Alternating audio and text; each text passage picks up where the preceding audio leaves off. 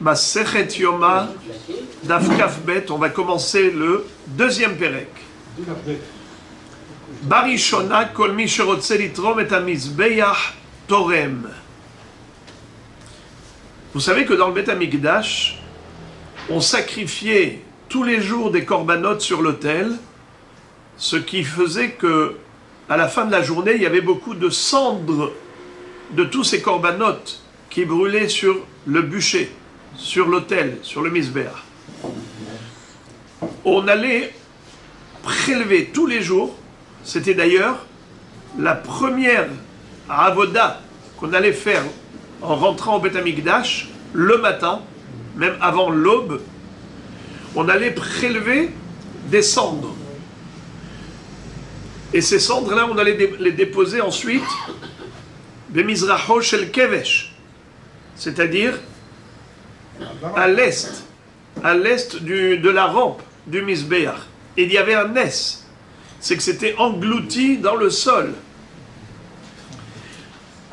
Comment ça s'appelle, ce prélèvement des cendres du Misbéach en hébreu? Trumat ha-deshen. Deshen, c'est les cendres. Trouma, prélèvement. Donc prélèvement des cendres. Mais on n'allait pas évacuer toutes les cendres tous les jours. On allait concentrer les cendres au milieu et faire un tas. Ça s'appelait tapouah. On entassait les cendres au milieu du misbéach. Tapouah. Et ensuite, on allait établir le bûcher, les bûchers, tout autour. Il y avait Ma'aracha Gedola, il y avait la Ma'aracha Ktana, Shel Ketoret, il y avait l'autre Ma'aracha de Olat Tamid. C'est comme ça que on devait brûler les corbanotes, mais ensuite, comme on a dit, on allait entasser les cendres au milieu et prélever juste une partie. Cette avoda qui s'appelle Trumat ha-deshen, ça pouvait se faire depuis quand? On avait déjà appris la mahloket, à savoir, est-ce que c'est à partir de Hatzot, ou bien est-ce que c'est toute la nuit qu'on pouvait? Et on avait vu qu'en effet, c'était possible toute la nuit, seulement, en fonction du besoin, on allait faire cette avoda. Pendant les fêtes de pèlerinage, où il y avait beaucoup de monde et beaucoup de corbanotes, beaucoup de travail, on le faisait le plus tôt, c'est-à-dire au premier tiers de la nuit. Pendant Kippour, ça allait se faire à Hatzot. Tous les jours, avant ou après le chant du coq. C'est-à-dire même avant l'aube. Alors maintenant, la question se pose, qui est-ce qui allait faire ce travail? Nous le savons que les Kohanim allaient œuvrer dans le Bet Hamikdash en fonction de Mishmarot. Il y avait 24 groupes de Kohanim qui allaient officier par rotation. Chaque groupe, une semaine. David Ameler, c'est lui qui a établi ces 24 Mishmarot Kehuna. Chaque Mishmara était composé de 6 ou de 7 familles, Mahloket. Le plus simple, c'est la version 6 familles. Chaque famille œuvrait pendant une journée, un jour de la semaine. Le Shabbat, les 6 familles se retrouvaient dans le Bet Hamikdash pour ensuite sortir et laisser la place au Mishmar rentrant. À ce moment-là, ils allaient se partager le Lechem Apanim entre les rentrants et les sortants.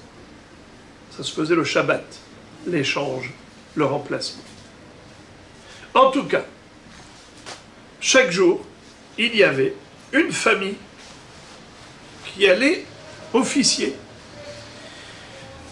Les corbanotes, évidemment, on va voir que les corbanotes, qui est-ce qui allait faire quoi?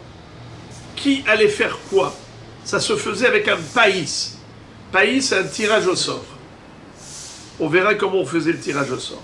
Mais en tout cas, ça se faisait avec un tirage au sort. Mais Trumat ha-deshen, la Gemara nous dit qu'au début, ça se faisait sans tirage au sort. celui qui se proposait pour faire Troumat Hadeshen, Bechavod. Mais on verra pourquoi est-ce que finalement on a changé d'avis et on a commencé à établir un tirage au sort, même pour Terumat Hadeshen. Commençons. Barishona. Au début, Kol mi sherotze litrom et amizbeyach torem. N'importe qui du Bet Av. Bet Av, c'est la famille qui va travailler cette journée, en ce jour. Évidemment que des Kohanim.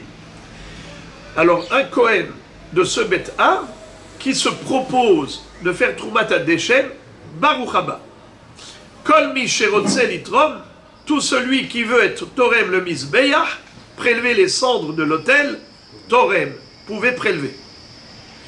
Au Bisman Shehen Merubin, mais s'ils sont nombreux à vouloir faire Troumat Hadeshen, on n'avait pas encore fait le païs, le tirage au sort. À ce moment-là, on avait proposé de faire un concours, une compétition de course. Qui court le plus vite? Ratsim, Ve'olin, Bakevesh. Il court et il monte sur la robe du Mizbeach pour arriver là-haut, au Mizbeach. Kol hakodem et havero berba amot, zacha. Tout celui qui avait réussi à parvenir à 4 coudées proche du sommet du Mizbeach, eh bien, il a gagné. C'est lui qui aura le privilège de faire Troumat Hadeshen. Entre parenthèses, c'est bizarre que, en fonction de la force physique, on allait choisir l'heureux élu.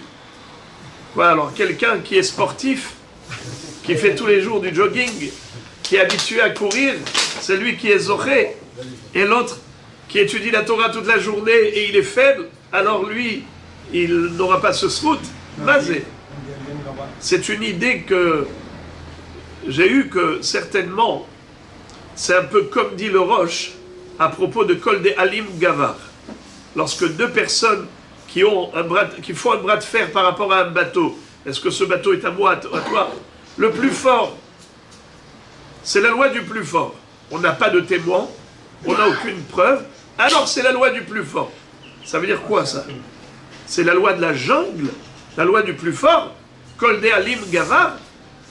Le Roche explique que celui qui est Bémet, le propriétaire de ce bateau, il sera prêt à se sacrifier, à aller jusqu'à la dernière goutte de sang pour obtenir ses droits, parce qu'il sait qu'il est en droit. L'autre sait qu'il est en tort. Un homme ne se sacrifie pas pour le tort, il se sacrifie pour le droit. Ça veut dire que la motivation, elle va lui donner une force physique. La même chose, celui qui est animé de bonne volonté, qui a vraiment envie de faire la Terumat Hadeshen, alors il sera tellement motivé, stimulé, qu'il arrivera le premier dans sa course. C'est pas parce qu'il fait du jogging, c'est parce qu'il est tellement animé de cette volonté, cette aspiration, cette ambition de vouloir servir à Kadosh Baruch Hu, eh bien il va courir encore plus vite que les autres. La personne, elle trouve en soi des forces nouvelles, des énergies renouvelables lorsqu'elle est vraiment motivée par la chose. Veimayush nehem shavim. Et si maintenant ça n'a servi à rien que de les faire courir, puisque les deux sont arrivés ex aequo en même temps, alors maintenant on n'a plus le choix que de faire un païs. Hamemouné, le préposé des Kohanim, Omer Lahem, il leur dit Hatzbi'u, donnez votre doigt, montrez votre doigt. Et là on va faire le païs. J'ouvre la parenthèse pour donner le descriptif.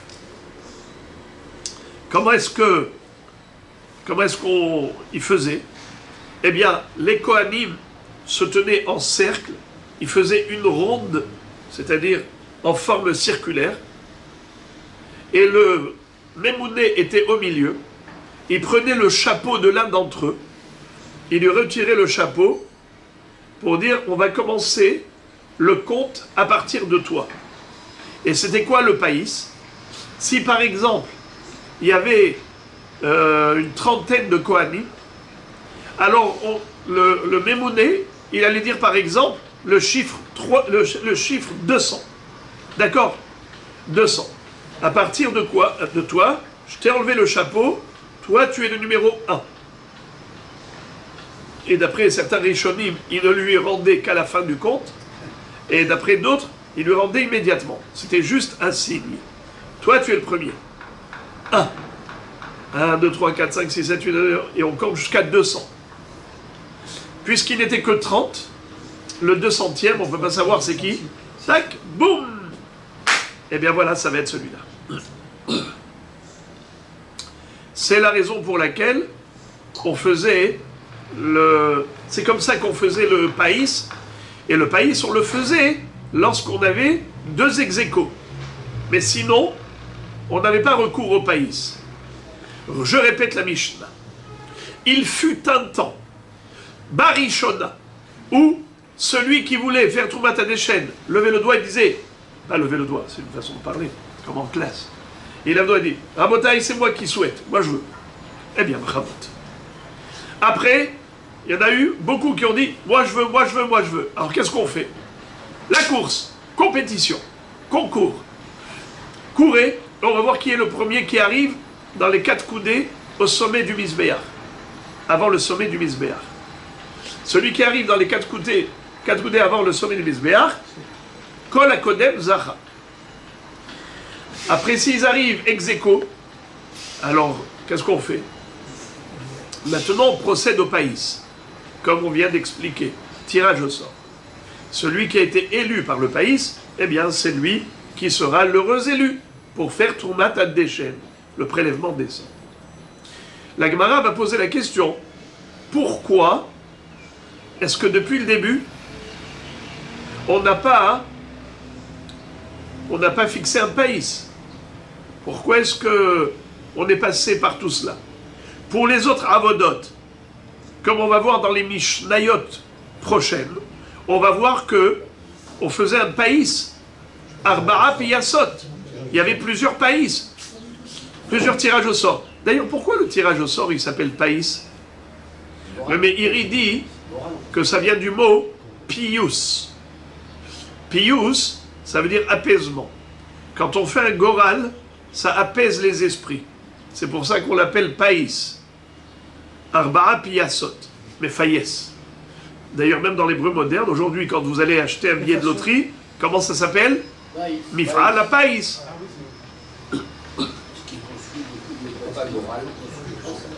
Goral, c'est le nom de la Torah.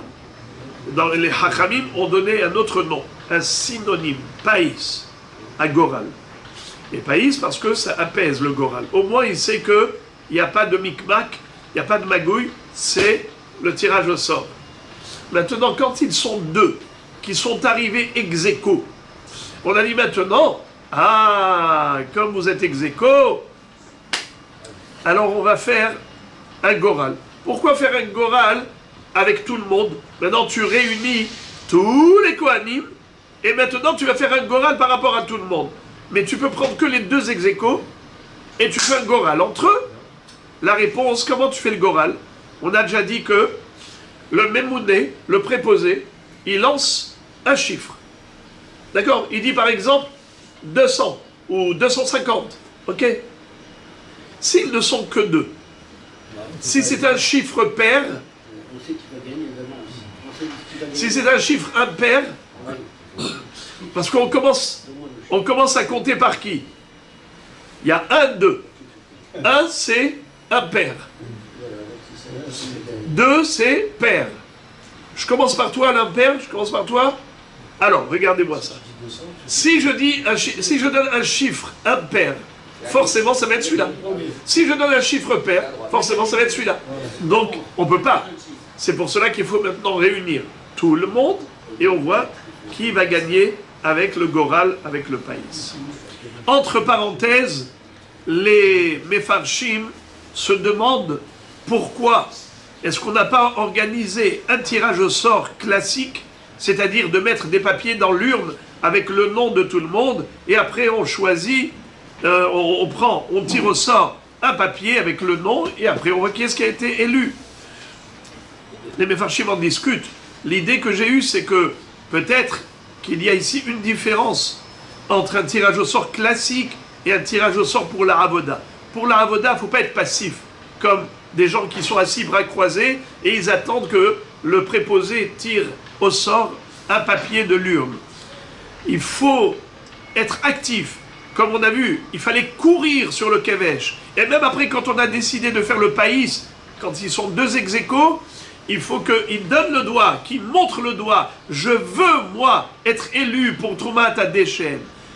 Parce que la Avodat Hashem, c'est quelque chose qu'il faut faire avec Regesh, comme il est écrit, Bebet Elokim Nehaler Beragesh. Plus tard, l'Egmara va nous dire que c'est la raison pour laquelle on ne faisait pas les 4 païs d'un coup.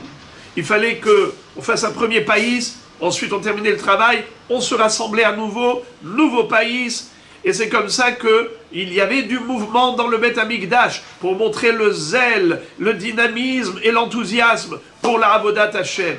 Et pas juste comme ça en tant que spectateur. Il fallait être acteur. Voilà peut-être une idée pourquoi est-ce que le païs ne se faisait pas juste avec un goral dans l'urne, mais ça se faisait de cette manière, comme on a dit. Et c'est Rashi qui nous cite ici l'organisation du païs. Bon, la Gemara nous dit, plutôt la Mishnah, Umahen motzi'in, Ahad Oshtaim. Lorsque les Kohanim se retrouvaient en cercle autour du préposé, autour du Memouné, il fallait qu'ils montrent leurs doigts. Et on allait compter, non pas les hommes, mais compter les doigts. Pourquoi? Parce que c'est dangereux. C'est assourd de compter les béné Israël directement. Alors on ne les comptait pas directement, on ne comptait que les doigts. Et c'est comme ça qu'on savait qui allait être élu. Le Sfat Emet dit que Behemet ici, il ne s'agit pas de comptage à proprement dit. On n'est pas en train de compter les Kohanim, on est en train de faire un tour. Par exemple, il a dit, ils sont 30 Kohanim, il a dit 200. On veut voir sur qui va tomber le chiffre 200.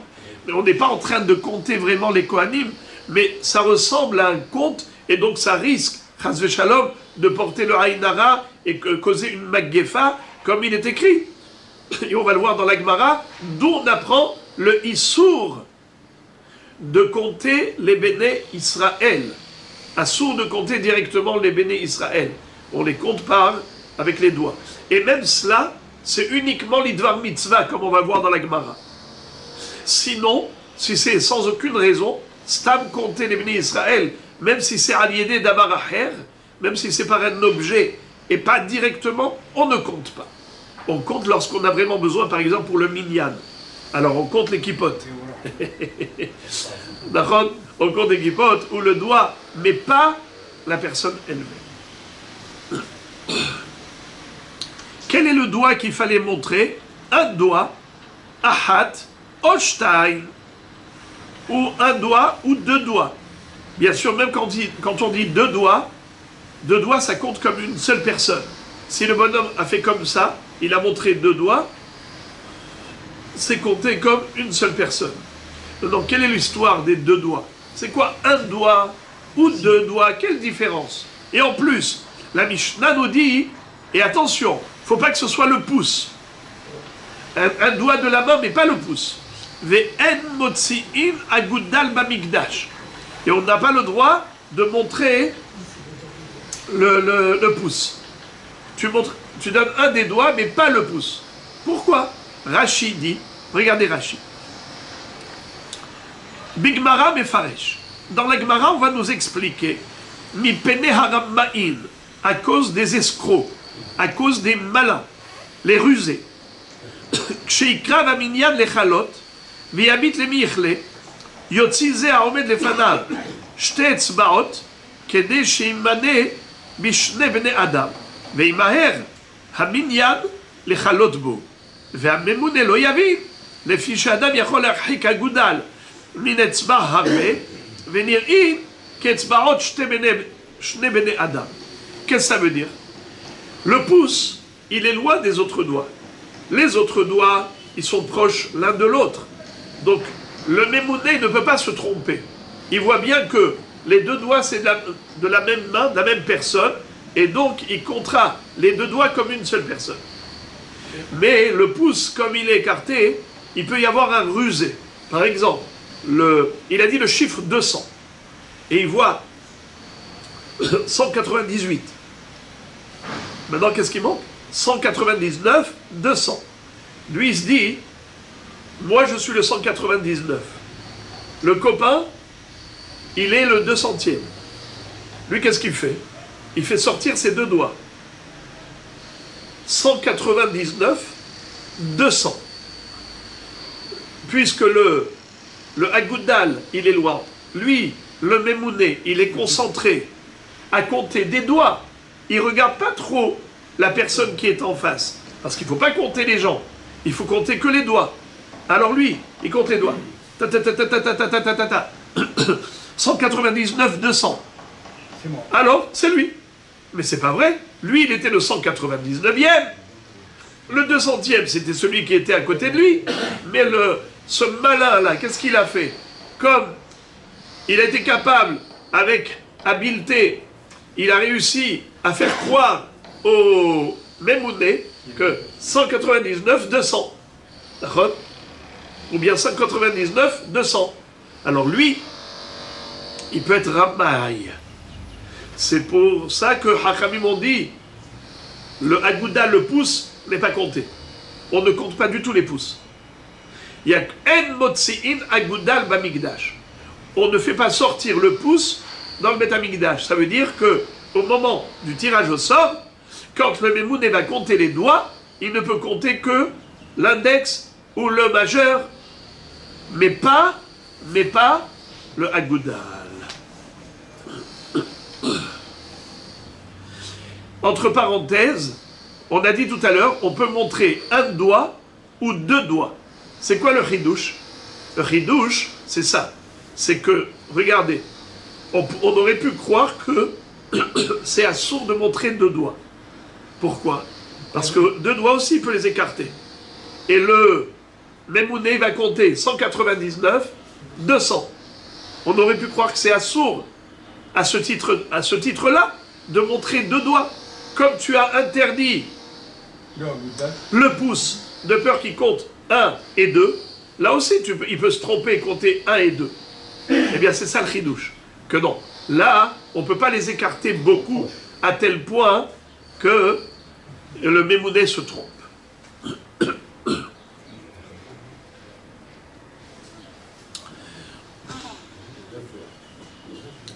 La Mishnah nous raconte que à l'époque où on faisait courir les gens sur la rampe, on avait dit de préférence, on les fait courir, compétition, un concours de course. S'ils sont arrivés ex aequo, alors là, on allait rassembler tous les Kohanim et établir le tirage au sort. Alors la Mishnah nous raconte comment ça s'était passé au début. Maaseh shehayu shenehem shavin veratzin ve'olin bakevesh. Il était une fois deux Kohanim qui étaient égaux, ex aequo, et qui couraient sur le Kevesh. Vedahaf ehad mehem et havero. Venafal venishbera raglo. Il y en a un qui a poussé l'autre, il a bousculé et il s'est cassé le pied. Vekevan shera ou beddin shebaim lide sakana. Lorsque le beddin ont vu que on peut arriver à un danger,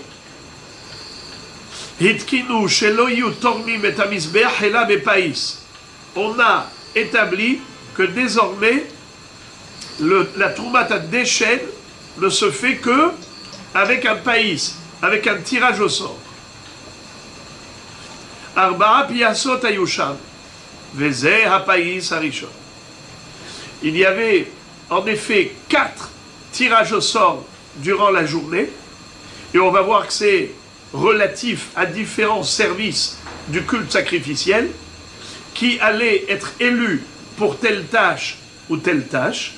Et donc ça se faisait avec des païs, au pluriel, comment on dit païs? Peyasot. Arba peyasot ayusha. 4 fois, on allait tirer au sort durant la journée. Vezé à Païs Arishon. Et ici, on parle de quoi? Du premier Païs. Rabotai, dites-moi, c'était pourquoi le premier Païs? C'était pourquoi? Trumat Haddeshen. Prélèvement des cendres. Gemara. La Gemara pose la question. Veha merikara maïtama lotakinu la rabanan piasa. C'est-à-dire, pourquoi est-ce que au début, les Hachamim n'ont pas eu l'idée du Païs? Pourquoi est-ce qu'il a fallu arriver à la sakana, au danger, pour décider? Mais ça, c'est logique. D'ailleurs, pour les autres avodot, c'est ce qu'on fait. Réponse. Mais Ikara, Savour, au début, les Hachamim avaient cru Kevan de avodat lailahi lo hashiva leu velo atu. Étant donné que le prélèvement des cendres se faisait pendant la nuit, c'est une avoda qui se fait balaïla. Alors, ce n'est pas important aux yeux des gens. Qu'est-ce que les gens considèrent comme avoda importante? Une avodat yom. Mais avodat laïla, ce n'est pas hachou. C'est pour cela que les gens, de toutes les façons, ne vont pas venir. Qu'est-ce que tu as besoin de faire un tirage au sort? Pourquoi est-ce qu'il y a la ruée vers l'or? Il n'y a pas d'affluence. Halvaï, qui est quelqu'un qui vient se proposer.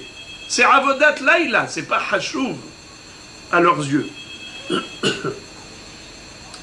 Des kevan des hazou des ka'atou, ve'atou l'idée sakana takinu la piasa. Mais lorsqu'ils ont vu que pas du tout, les Kohanim appréciaient même Trumat Haddeshen, alors ils ont vu qu'ils venaient même la nuit pour faire cette compétition. Alors ils ont vu qu'il y avait la sakana, et c'est comme ça qu'on est arrivé à décider que ça se fera par le biais du tirage au sort.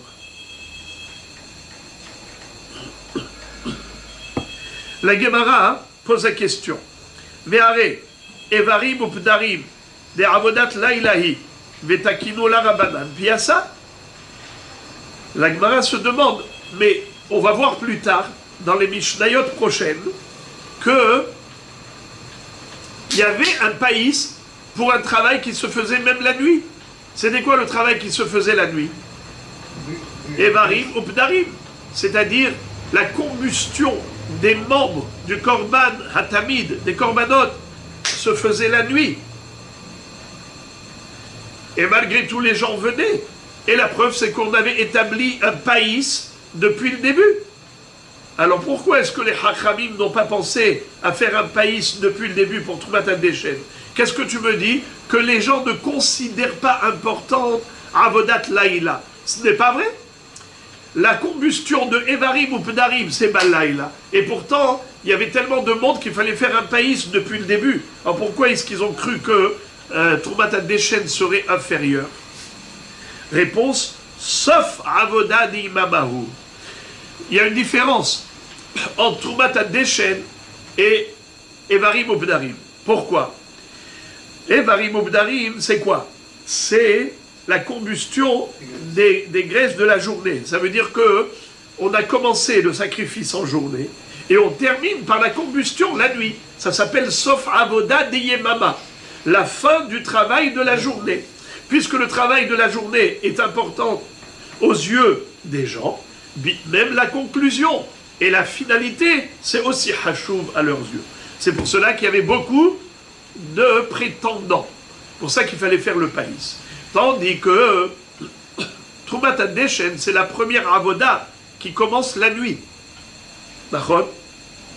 C'est indépendant. Ce n'est pas la suite et la continuité de Avodat Hayom. C'est la raison pour laquelle Hachamim ont cru qu'il ne va pas y avoir beaucoup de demandeurs. Il n'y aura pas beaucoup de prétendants.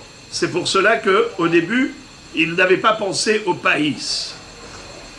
La Gemara dit, je suis désolé d'insister, mais je veux encore poser la question. Haïnami, tehilat avoda d'igmamahi.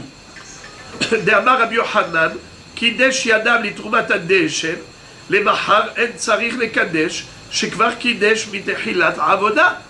Qu'est-ce que ça veut dire? Vous savez que les Kohanim, tous les matins, devaient commencer par Kiddush Yadayim Veraglaim, l'ablution des mains et des pieds avec l'eau du kior, du bassin. Ils ne pouvaient pas commencer le culte sacrificiel avant cette purification. Quand est-ce qu'ils se purifiaient? Ils se purifiaient, l'ablution des pieds et mains, c'était avant Trumat HaDeshen. Et quand il avait fait le Kiddush Yadayim Veraglaim, les Trumat HaDeshen, il n'a pas besoin de refaire Kiddush Yadayim Veraglaim le matin pour la nouvelle Avoda. Tu vois donc que la Trumat HaDeshen, ça s'appelle le début du travail de la journée.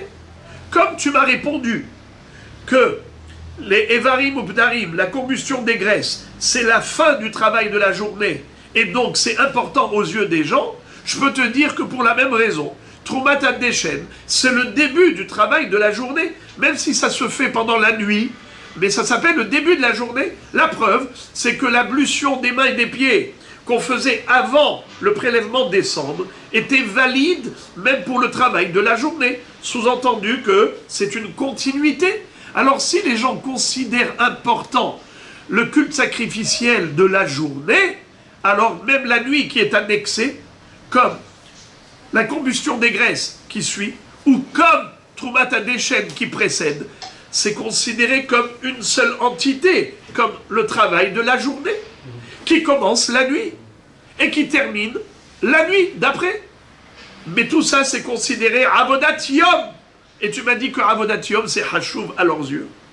Alors pourquoi on n'avait pas pensé à faire le païs depuis le début? La question revient à la case départ. Et la Gemara de répondre, Emma, Shekvar Kidesh Mitehila la Avoda. Qu'est-ce que ça veut dire? Toi, tu as cru que si l'ablution des mains et des pieds, c'est valide, bien qu'il avait fait ça pour Trumat HaDeshen, c'est quand même suffisant pour les avodotes de la journée qui suit, tu as cru que, de là on peut déduire, que Trumat HaDeshen, c'est le début du travail de la journée. C'est le début du culte sacrificiel de la journée. Non. Je peux te dire que Behemet Trumat HaDeshen, ça n'a rien à voir avec le Korban HaTamid qui va suivre. Ça n'a rien à voir avec le culte sacrificiel de la journée. Ce sont deux choses indépendantes l'une de l'autre. Trumat HaDeshen, c'est la nuit. Le culte sacrificiel, c'est en journée. Et ça n'est pas le début de ça. Pour me dire, voilà, c'est important à leurs yeux. Non, ils savent très bien que ça n'a rien à voir. Trumat HaDeshen, c'est Trumat HaDeshen. Korban HaTamid, c'est Korban HaTamid, aucun rapport. Quand est-ce qu'on dit que c'est sauf? Quand c'est le même Korban. Tu l'as sacrifié en journée, et le même Korban, tu vas le brûler la nuit. Ça s'appelle sauf. C'est une continuité. Mais Trumat HaDeshen, le prélèvement des cendres, quel rapport avec le Korban HaTamid après? Aucun rapport. Ah, alors pourquoi l'ablution des pieds et des mains est valable? Parce que il a quand même fait l'ablution des pieds et des mains avant une avoda. Bien que ce ne soit pas une avoda qui soit le début de l'autre avoda. Mais je n'ai pas besoin de faire Kiddush Yadayim Veraglaim avant chaque avoda. Je fais avant une avoda, ça me suffit. Ça me suffit amplement. Mais ce n'est pas parce que ça me suffit que ça veut dire qu'il y a une interdépendance entre les deux avodotes. Il n'y a aucune dépendance. Il n'y a aucune interaction entre Trumat HaDeshen et les corbanotes qui vont suivre.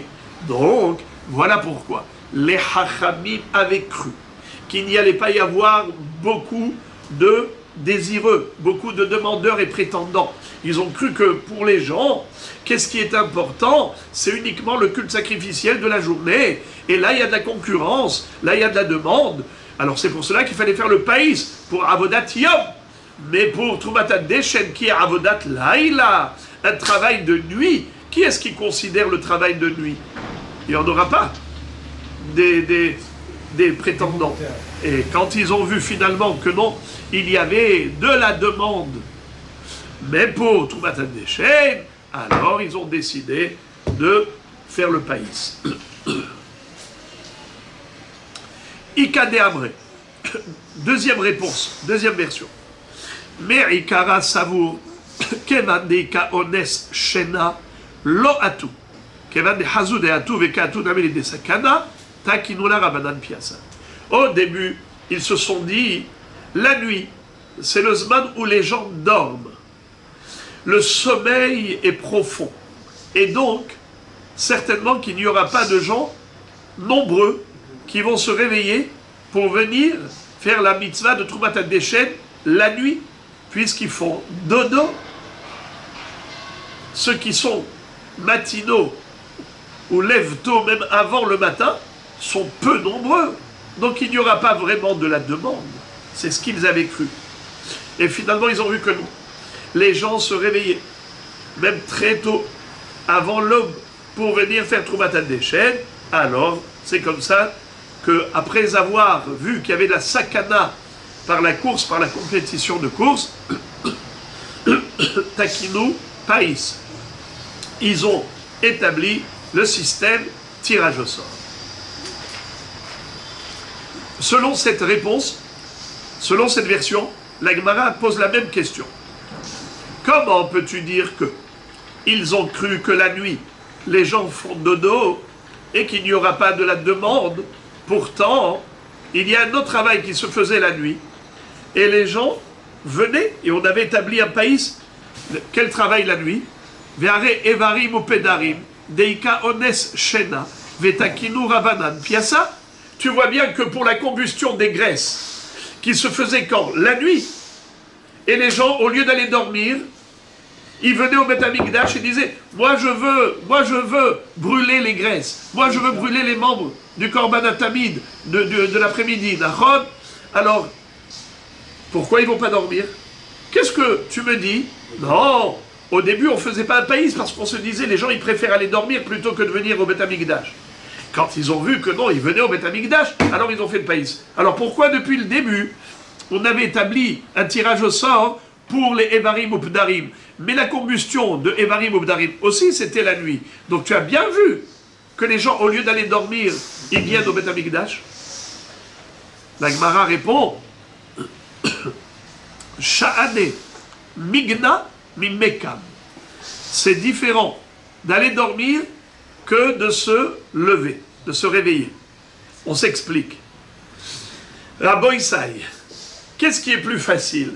De se lever de son sommeil ou bien de rester réveillé la nuit? Il est plus facile de rester réveillé la nuit que de se lever de son sommeil. C'est ce que nous dit la Gemara. Troumat Hadeshen, c'est au réveil. La combustion des graisses la nuit, c'est avant d'aller dormir. Il y a plus de demandes la nuit avant d'aller dormir que de demandes le matin au réveil. C'est pour cela que Hachamim se sont dit, pourquoi faire un tirage au sort? Tu crois qu'il va y avoir de la compétition? Il n'y aura pas de concurrence. Les gens dorment jusqu'à ce qu'ils se réveillent, va les tirer de leur lit. Alors il n'y aura pas de concurrence. Et finalement ils ont vu que non. Les gens se levaient tôt, c'est-à-dire le Beth Av, les Kohanim de la journée, ils se levaient très tôt, même pour Troumat Hadeshen. Quand ils ont vu qu'il y a demande, alors là, ils ont établi le païs. La Gemara pose maintenant une nouvelle question. Et elle dit, mais takanta le hargisa havai, takanta le haigisa havai. Rashi explique le sens de la question ainsi. Est-ce que la takana du païs, c'était que pour Troumat Hadeshen, que pour le prélèvement des cendres? Mais la takana de ce païs, elle était pour deux autres avodot. Lesquels? Sidur Amaharacha et Sidur Shene Gezire Etzim. Établir le bûcher, le brasier, pour la Maharacha Gedola. Et aussi apporter les deux bûches de bois en plus pour le Korban Tamid. Il y avait une mitzvah d'établir les brasiers, les bûchers sur l'autel en haut. Il y avait plusieurs Maharachot. Maharacha Gedola. où il y avait tous les korbanot. Il y avait la ma'aracha du korban atamid. Il y avait shne gezirei etzim pour chaque korban atamid, 2 bûches de bois. Et il y avait la ma'aracha de la ketoret, c'est-à-dire qu'on faisait brûler les bûches de bois qu'on allait utiliser par la suite pour ensuite mettre sur le misbeach à ketoret avec la ketoret. Donc, qui est-ce qui allait mériter ce privilège d'aller établir les bûchers? Eh bien, c'est celui qui avait été élu et choisi par le tirage au sort pour Troumat Hadeshen. Celui qui a été élu pour Troumat Hadeshen était élu automatiquement pour Ma'aracha Gedola et pour Ma'aracha Shnia de Shne Gezirei, pas Shen Ketoret, Shne Gezirei Etzim, Sidour Shne Gezirei Etzim. Alors c'est ça la question de la Gemara d'après Rashi. Ukne Ta'ania, et comme on le retrouve dans la braïta suivante. Mi shezacha betrumat hadeshen, zacha besidur ha'ma'aracha ou mishne gezirei etzim.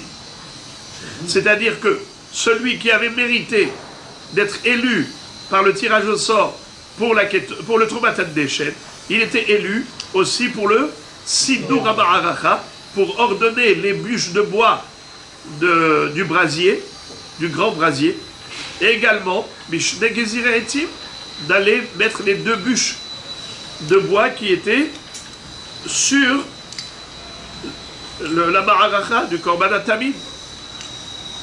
Réponse. Alors vous avez compris la question. Excusez-moi. La question est la suivante. Je ne l'ai pas bien dit. La question elle est que comment ils se sont abstenus de faire le païs parce qu'ils ont cru qu'il n'y allait pas y avoir de la demande parce que Troumat Hadeshen c'était au milieu de la nuit et tout ça. Mais étant donné que celui qui allait mériter de faire Troumat Hadeshen allait mériter également d'autres avodot d'établir la ma'aracha et Sidur Shne Gezirei Etzim, alors c'est sûr qu'il fallait faire le païs, car c'est quelque chose de significatif, quelque chose d'important. C'est pas stable, il avait 3 opérations. Celui qui a gagné, il a gagné 3 opérations. Alors comment tu peux croire que les gens n'allaient pas avoir de la considération pour Troumat Hadeshen? Donc il fut un temps où on ne faisait pas de païs, jusqu'à ce qu'on ait constaté que oui, il y avait de la demande.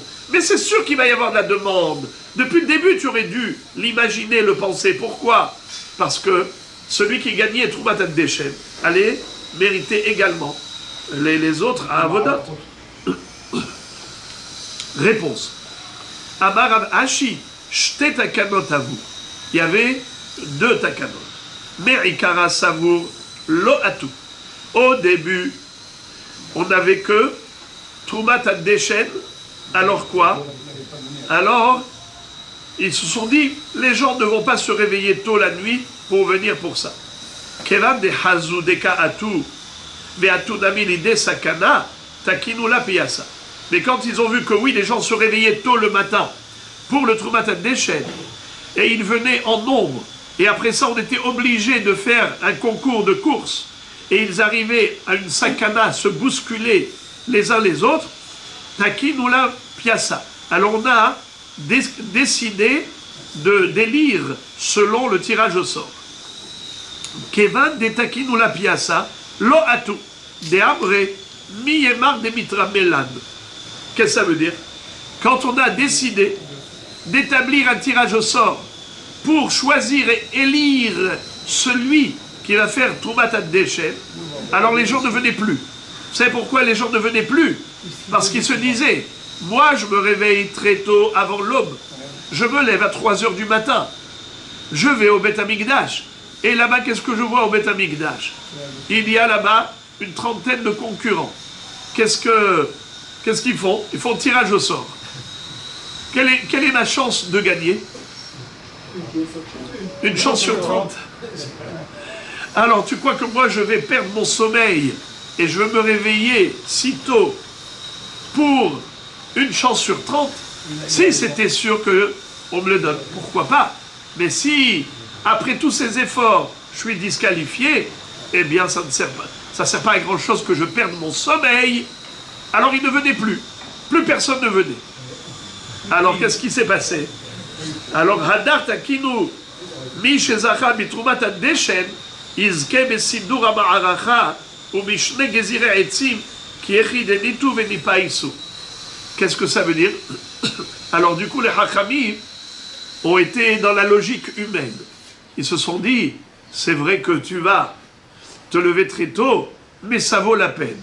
C'est vrai que tu as qu'une seule chance sur 20 ou sur 30 ou sur 40, c'est vrai. Mais si tu gagnes le gros lot. Tu gagnes Trumat Adeshen, tu gagnes Ma'aracha Gedola, tu gagnes Sidur Shne Gezire Etzim. Tout ça c'est pour toi. Alors ça vaut la peine. Et comme ça, il venait, il faisait le prince. Très bien. La Gemara continue, elle dit Ubizman Shem Merubin. Vous vous rappelez, on avait vu que quand ils étaient nombreux, on leur a dit d'aller faire la course, et celui qui arrivait le plus proche du Misbéach, c'est-à-dire dans les 4 coudées, proche du Misbéach, alors c'était lui qui est arrivé le premier. Il n'a pas besoin d'arriver toucher le Misbéach.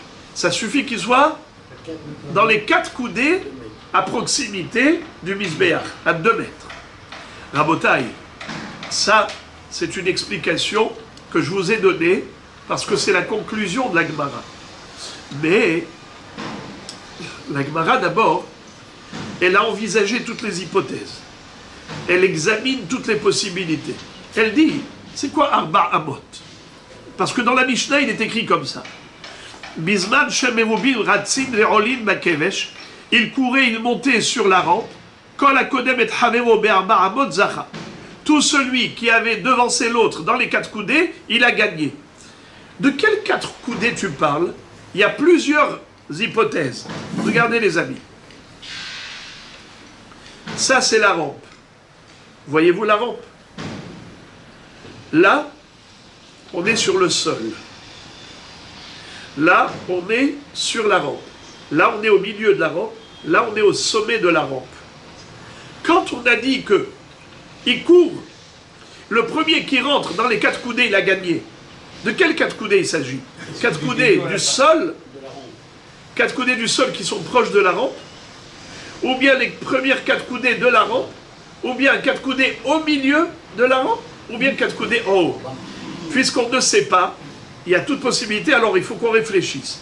Allez, première hypothèse. Première hypothèse, en bas. Allez, on court, et on arrive dans les 4 coudées qui sont proches de la rampe. La Gemara dit, impossible. Pourquoi? Parce que dans la Mishnah, il est écrit Ratzim ve'olim bakevesh. Il courait sur la rampe jusqu'à arriver aux 4 coudées. Or ici, ils courent où? Par terre. Ils ne sont pas encore montés sur la rampe. Donc c'est impossible. On a éliminé cette hypothèse. Deuxième hypothèse, les premiers 4 coudées sur la rampe. Alors on court. Celui qui arrive au premier 4 coudées, qui rentre dans les premiers 4 coudées, et bien voilà, il est arrivé. Mais il n'a pas couru alors. Il a juste mis le pied dans les 4 coudées, premiers 4 coudées de la rampe, et bien voilà, il a gagné. Ça s'appelle courir sur la rampe. Non, il n'a pas couru sur la rampe, il a couru par terre, il a mis juste un pied sur la rampe, puisque tu as dit les 4 premières coudées. Donc c'est sûr que c'est pas de cela qu'il s'agit. Alors on va dire 4 coudées au milieu. 4 coudées au milieu, le problème c'est quoi? L'homme est souyam. Ce n'est pas délimité. Est-ce que tu as moyen? Comment retrouver la marque des 4 coudées du milieu? Tu n'as aucun moyen. Comment tu peux savoir c'est où les 4 coudées du milieu? Le bonhomme il court, où il rentre, où il va? 4 coudées au milieu. Mais il n'y a pas de ligne tracée. Il n'y a rien qui nous montre la marque de la délimitation des 4 coudées. Donc c'est pas possible. Et là, Madaï, on parle des 4 coudées qui sont proches de là-haut. Si ces 4 coudées proches de là-haut, c'est quoi la limite? C'est le Misbéach, c'est-à-dire le sommet de la rampe. Parce que c'est en diagonale, et après ça devient plat. La surface de l'autel, qui est plate. Alors maintenant, c'est où la limite? La limite, c'est la surface de l'autel, la fin de la rampe, et 4 coudées avant. Donc 2 mètres avant le sommet de la rampe. Ça, c'est déjà délimité. Ça, c'est identifiable.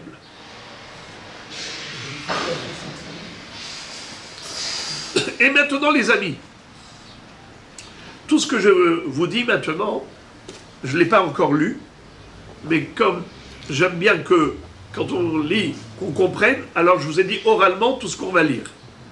Mais si déjà je vous l'ai dit oralement, allons-y encore un pas de plus. Rav Papa, il va se poser une question. Il va dire, viens mon cher ami, combien mesurait la rampe? Qui est-ce qui se rappelle quelle était la longueur de la rampe? 32 coudées. Qui est-ce qui se rappelle quelle était la surface du Yesod du Mizbeach? C'est-à-dire la base du Mizbeach, combien mesurait? 32 coudées par 32 coudées. Exactement comme la rampe. La rampe, c'est combien? 32 coudées. Quel était également le cube, le premier cube? Parce que vous savez que le Mizbeach, comment il était? Comme 3 cubes. Premier cube, combien il mesurait le Yesod? 32 par 32. 32 par 32. Il avait une hauteur de combien le Yesod? Une ama. Une coudée. Après, il y avait un renfoncement d'une coudée de partout. Ensuite, encore un cube en béton, encore un cube qui fait combien? 5 coudées de hauteur. Mais combien de largeur? 30 par 30. Ensuite, un troisième cube, encore plus petit. Combien faisait? 28 par 28. Alors, 32, 30, 28. 3 cubes. Combien était la hauteur? 3 coudées. Du troisième cube, c'était 3 coudées. Alors, calcul. Le Yesod, combien hauteur? Une coudée. Le deuxième cube s'appelle Sovev. Sovev. Deuxième cube, combien hauteur? 5 coudées. 5 et 1, ça fait 6. Encore, troisième cube, 3 coudées. 6 et 3, 9. Et après, sur les angles du Mizbeach, il y avait des cubes. 4 cubes, qu'on appelle Karnot à Mizbeach. C'était une coudée cube. Une coudée par une coudée par une coudée. Une coudée cube. Les 4 coins du Mizbeach. Combien ça mesurait, on a dit? Une hauteur de une coudée. Alors, 9 plus 1, ça fait 10. En tout, 10 coudées. C'est bien. La rampe, elle arrivait où? Elle arrivait à 9. La rampe, elle n'arrivait pas au sommet des coins des Mizbeach, des angles. Elle arrivait au niveau de la surface. La surface qui était 9 coudées de haut. Donc le sommet du Kevesh, c'était 9 coudées de hauteur. Ok. Maintenant, regardez les amis. Si, je vous pose une question comme ça. Le Mizbeach, on avait dit combien il mesurait? Il mesurait combien? 32, n'est-ce pas? La base. 32 coudées par 32 coudées. Le Yesod. La rampe, combien? 32. 32 plus 32, 64. Alors, combien il y avait en tout, on a dit? 64. Eh bien, non. Vous savez combien il y avait en tout? 62. Comment ça se fait? Écoutez ça. Puisque le Mizbeach, c'était 3 cubes comme des escaliers, n'est-ce pas? Avec des renfoncements. Premier renfoncement, deuxième renfoncement. Combien c'était le renfoncement? Une coudée. Mais comme il y avait 2 renfoncements d'une coudée, ça fait combien? 2 coudées. La rampe, elle était collée au sommet du Mizbeach. Si elle est collée au sommet du Mizbeach, ça fait que la rampe, elle fait 32 coudées. Et elle est collée au sommet du Mizbeach. Il y a 2 coudées qui sont englouties dans la rampe. Il y a 2 coudées qui sont avalées par la rampe. Ils sont incorporés dans la rampe. Alors ça fait combien? Ça fait 62. C'est pas 64. C'est pas 32 plus 32. 32 le Yesod du Mizbeach, 32 la rampe, 32, 32, 64. Non, c'est les 32 de la rampe, ils étaient collés au Mizbeach, donc ils ont incorporé 2 coudées. Ok? C'est dommage que je n'ai pas de tableau, j'aurais pu montrer. En tout cas, ce qui fait que, les amis, quand on a dit maintenant, regardez Rav Papa ce qu'il dit. Maintenant commence la question de Rav Papa, elle est trop belle. Rav Papa dit, tu m'as dit dans la Mishnah que il fallait qu'ils arrivent et qu'ils courent sur la rampe et ils arrivent à 4 coudées. À 4 coudées. De quoi 4 coudées? 4 coudées du Mizbeach. Mais est-ce que c'est 4 coudées par rapport au sommet du Mizbeach? Donc c'est les derniers Arba Amot. Ou bien on va dire non. 4 coudées par rapport au Yesod du Mizbeach. Et donc ça ferait 6 Amot. 4 plus 2 coudées. Parce qu'on compte, non pas par rapport au sommet du Mizbeach, mais par rapport au Yesod du Mizbeach. Et donc, si c'est par rapport au Yesod du Mizbeach, le Yesod du Mizbeach, il est incorporé dans la rampe. Alors, si je dis que c'est 4 coudées au sommet de la rampe, mais par rapport au Yesod du Mizbeach, ça ferait 4 coudées plus 2 coudées. Ça ferait 6 coudées.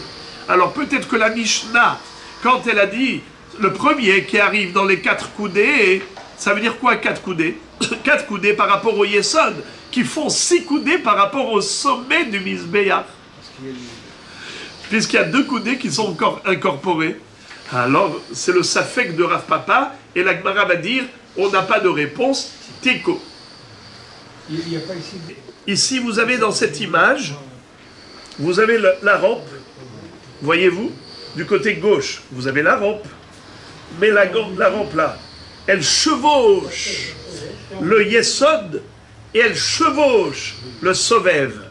Le Yesod, c'est la base du Mizbeach, et elle chevauche le Sovev. Donc voilà, vous avez 2 coudées qui sont incorporées dans la rampe. C'est la raison pour laquelle Rav Papa se demande quelle était la kavana de la Gemara, la kavana de la Mishnah, quand elle a dit qu'il rentrait dans les 4 coudées. Est-ce que c'est 4 coudées relativement au sommet du Mizbeach ou relativement au Yesod du Mizbeach? Si c'est relatif au Yesod, alors ça fait 6 coudées par rapport au sommet. Alors on va lire tout ça, tout ce que je viens de dire, dans la Gemara. Abarav Papa, Pshitali, Arba'amod de Ara, Lo. Rav Papa dit, c'est évident pour moi que la course, la compétition, et on a dit que c'était quoi la limite? 4 coudées. C'est sûr que ce n'est pas 4 coudées par terre, sur le sol, avant de monter sur la rampe. Parce que c'est écrit Ratzin ve'olin bakevesh tnan. C'est écrit dans la Mishnah qu'il courait sur la rampe. Kamaïtanamilo Ratzin ve'olin bakevesh tnan. Ça ne peut pas être non plus les 4 premières coudées de la rampe en bas de la rampe. Pourquoi? Parce qu'il faut qu'ils courent sur la rampe. Or ici, ils ont couru par terre, ils ont juste posé le pied sur la rampe. Ve'adar kol hakodemet havero. De bene ou bene namilo. Ça ne peut pas être au milieu. Avoir 4 coudées intermédiaires au milieu de la rampe, ça ne peut pas être. Pourquoi? Delo misaima milda. Car il n'y a aucun démarquage. Il n'y a aucune délimitation. Alors, pshitali degabe mizbeach tenan. C'est sûr que ça parle de quoi? Que c'est par rapport au sommet du Mizbeach. C'est par rapport au Mizbeach, excusez-moi. Moi j'ai dit le sommet, il ne fallait pas dire le mot sommet. C'est par rapport au Mizbeach. C'est pas par rapport à la rampe, c'est par rapport à 4 coudées relatifs au Mizbeach. Bah, et Rav Papa, mais Rav Papa dit malgré tout, je me pose la question. Arba amot shehamru, bahade amma yesod, ve amma sovev, oh dilma. Bar me amma yesod ve amma sovev. Teko. Qu'est-ce que ça veut dire? C'est quoi? Amma yesod. Amma sovev. Le yesod, on l'a déjà dit, c'est la base du Mizbeach. Mais la base du Mizbeach est mesurée combien en hauteur? Une coudée. Et après une hauteur d'une coudée, qu'est-ce qui se passait? C'était un renfoncement. Ce renfoncement, il était de quelle largeur? Une coudée. Après, il y avait encore un cube de 5 coudées. Encore un renfoncement. Quelle était la largeur de ce renfoncement? Une coudée. À quoi servait le bas, ce renfoncement d'une coudée du yesod? Eh bien, c'était pour verser le sang sur le yesod. Vous vous rappelez? Zrikat Adam sur le yesod. Les shafach et Adam el yesod à Mizbeach. Et à quoi servait le sovev? Là-haut, on avait aussi une hama, ça servait pour marcher. Lorsqu'on devait faire Zrikat Adam du Korban Hatat, il fallait monter sur le sovev et faire le tour. Sovev, ça veut dire il fait le tour. Ok? Alors les amis, le pourtour qui s'appelle sovev, il faisait une hama. Alors maintenant il dit, quand on a dit qu'il faut que le Kohen gagnant, qui a couru, qui a gagné la course, il arrive à proximité de 4 coudées, dans les 4 coudées, mais 4 coudées de quoi? Par rapport au Mizbeach, mais par rapport au sommet du Mizbeach ou bien par rapport au Yesod du Mizbeach? Ça change tout. Si tu me dis que c'est par rapport au sommet, alors c'est les 4 coudées, les dernières 4 coudées qui sont là-haut, les 4 dernières coudées du sommet de la rampe. Mais si tu me dis que c'est relatif au Yesod, alors c'est les 6 dernières coudées du haut de la rampe. Et puisqu'on a un doute, et on n'a pas trouvé de réponse, la Gemara a laissé la question en suspens. Teko. Très bien. Et la Gemara maintenant va rentrer dans le détail du Goral. On a dit que il faisait un Goral. Est-ce qu'on a le droit de faire un Goral? C'était le sujet. La Gemara va tout de suite se poser la question, pourquoi est-ce qu'on compte les doigts et on ne compte pas les personnes? Pourquoi tu me dis qu'il fallait compter les doigts? Allons-y. Ve'imayu, shnehem shavim, hamemune omer lahem, atzbi'u. Si les deux coureurs, les deux qui ont fait la course, étaient ex aequo, alors on leur disait, donnez vos doigts. Ça veut dire qu'on rassemblait tous les Kohanim et on leur disait, montrez votre doigt pour faire le tirage au sort. Tana. On leur disait, montrez vos doigts pour le compte. La Gemara dit, pourquoi est-ce que tu comptes les doigts? Tu n'as qu'à compter les personnes elles-mêmes. Réponse, mais Sayar le Rabbi Yitzhak, de Amar Rabbi Yitzhak, Asur limnot et Israël, afilu lidvar mitzvah, dirtiv, vaifkedem bebezek. Question, d'où on apprend que c'est assourd de compter les béné Israël? On l'apprend de Shaoul HaMelech. Shaoul HaMelech, lui, quand il a compté les soldats, il les a comptés Bezek. Et c'est quoi Bezek? C'est des débris d'argile, des débris de poterie, des débris d'argile. Bezek, Bazak, des morceaux d'argile. Pourquoi est-ce qu'il les a comptés avec des morceaux d'argile et pas directement? De là on déduit que c'est assourd de compter directement. Pourquoi est-ce que on n'apprend pas cela du din de Parashat Kitissa? Kitissa et Rosh Bnei Israël et Fkudehem. Hein? Alors il y a deux réponses. Là-bas, le Mahatzit Shekel qu'ils ont donné, c'était pas juste parce que c'est assourd de compter les bénis Israël directement. C'est parce qu'il fallait donner la kapara du Het HaEgel. Alors on aurait pu penser que Venatenu Ishkofer Nafsho, Mahatzit Shekel, et on ne les a pas comptés directement. C'est pas que Mahatzit Shekel pour les compter. Peut-être qu'on aurait pu les compter directement. Mais Mahatzit Shekel, c'était pour kapara pour Het HaEgel. Pour pas que le Het HaEgel cause que ce minyan leur fasse du mal. Mais sinon, peut-être qu'on a le droit de compter, même sans Mahatzit Shekel.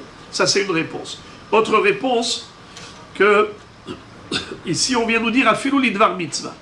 Parce que dans Kitissa et Rosh Bnei Israël, Rachid dit là-bas dans Parashat Kitissa, Lekshe tirtse, limnot otam, veladaat minyanam. Je dis à Moshe Rabbeinu, à chaque fois que tu veux les compter pour savoir combien ils sont, dans le sens où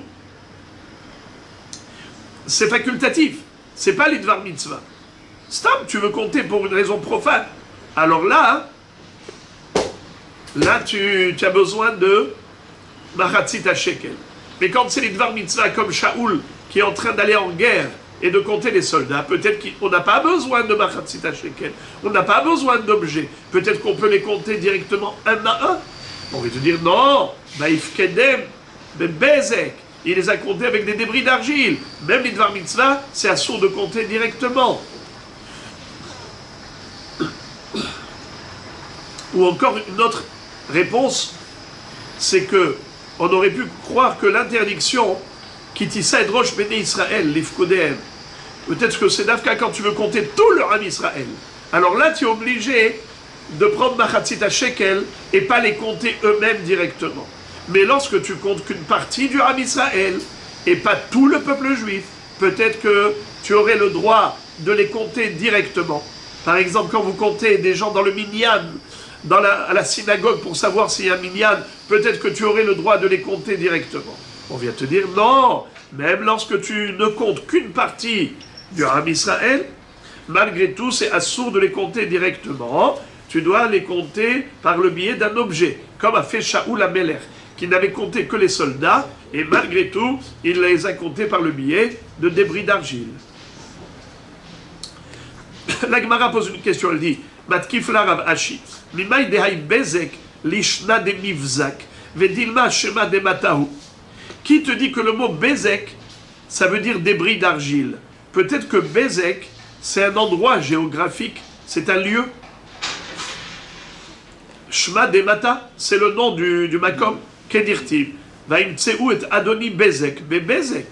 En effet, on voit que Adoni Bezek, le roi de Bezek, ils l'ont attrapé à Bezek. Donc Bezek, c'est un endroit, c'est une ville. Et la Mehacha, on l'apprend du passouk suivant. Vaïshamma Shaoul et Aham, vaïfkedem batelaim. Qu'est-ce que ça veut dire? Shaoul HaMelech, dans une autre occasion, il avait compté également les soldats, et il leur a dit que chacun d'entre vous prenne un agneau, un talet, et qu'il le pose ici, que chacun pose ici dans cet enclos un agneau, qu'il prenne un agneau, qu'il le pose ici. Et après on va compter les agneaux, et on va savoir combien de soldats il y a. Tu vois qu'il les a comptés avec des agneaux, et pas directement.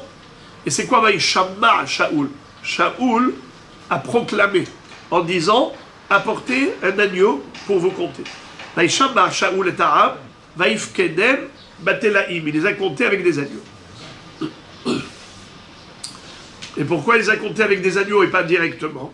Parce que c'est assourd de compter directement. De là on l'apprend. Amar Rabbi Elazar, Kol Hamoneh et Israël envers Belav. Tout celui qui compte des Juifs, il transgresse un interdit. Sheneemar, Ve'aya mispar bene Israël, keholaya asher lo imad. Le nombre de bene Israël, il sera comme le sable de la mer, qui n'est pas mesurable, qu'on ne peut pas mesurer. Ve'Rav Nachman, Baritzrak Amar, envers Mishne Lavin, lo imad ve'lo isafer. Dans le même passouk qu'il est écrit.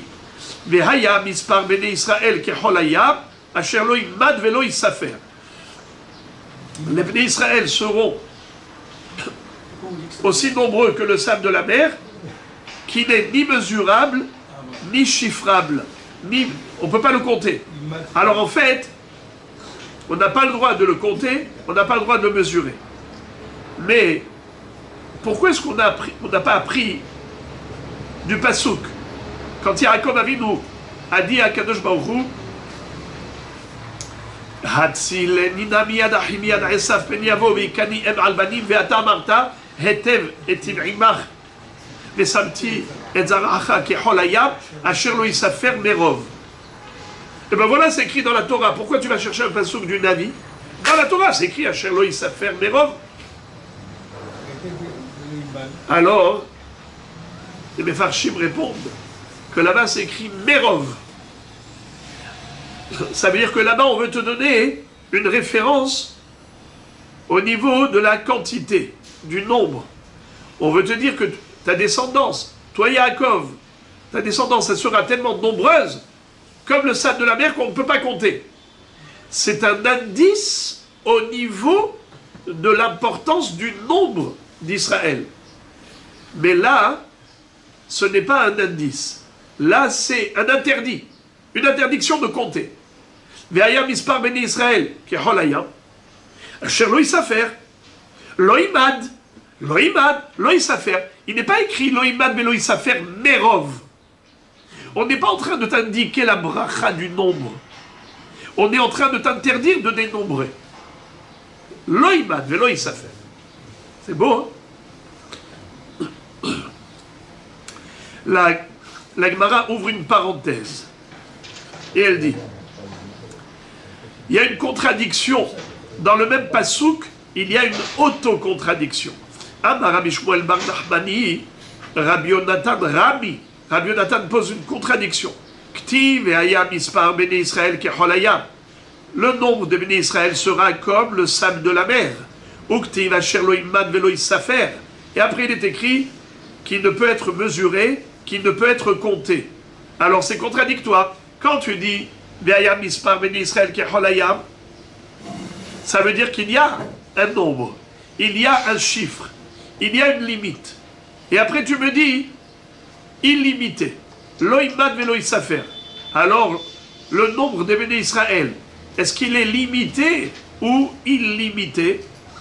La kashia. Ce n'est pas contradictoire. Kan bizman she Israël osim retzono shel makom, kan bizman she'en osim retzono shel makom. Lorsque les béné Israël accomplissent la volonté divine, alors ils sont innombrables. Mais lorsqu'ils n'accomplissent pas la volonté divine, alors ils sont limités dans leur nombre. Deuxième réponse, Rabbi Amar Mishum Abba Yossi ben Dostai, la Kashia. Kan bide Adam, kan bide Shamayim. Mais les béné Israël, ils ont un nombre, ils ont une limite, il y a un chiffre. Mais il n'y a qu'un Kadosh Baruch Hu qui le connaît. Bidé Shamayim. Mais Bidé Adam, on ne peut pas. Est-ce qu'un homme, il peut compter le sable de la mer? Non. Il ne peut pas compter. Ça, c'est Bidé Adam.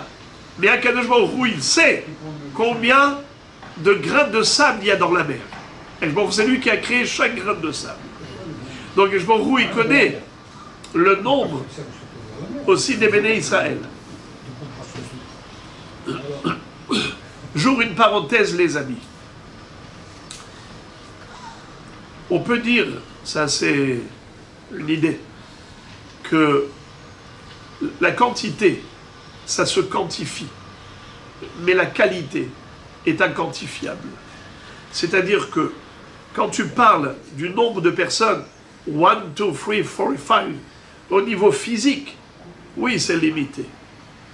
Mais est-ce qu'un Ben Israël, tu peux le compter? Il n'est pas mesurable. Il n'est pas comptable. Ce n'est pas une question de nombre. Un Ben Israël, c'est tout. Kol haolam. Kol hamikayem nefesh achat mi-Israël kilu kiyem olam maleh. Celui qui sauve une vie, c'est comme s'il a créé un monde. Donc c'est inquantifiable. Encore. Amar Rav Nehilai bar Idi Amar Shmuel kevan shenitmana Adam parnas al hatzibur mit'asher בעיקר הכתיב ההפקדם בבזק ולבסוף כתיב ההפקדם בתלאים.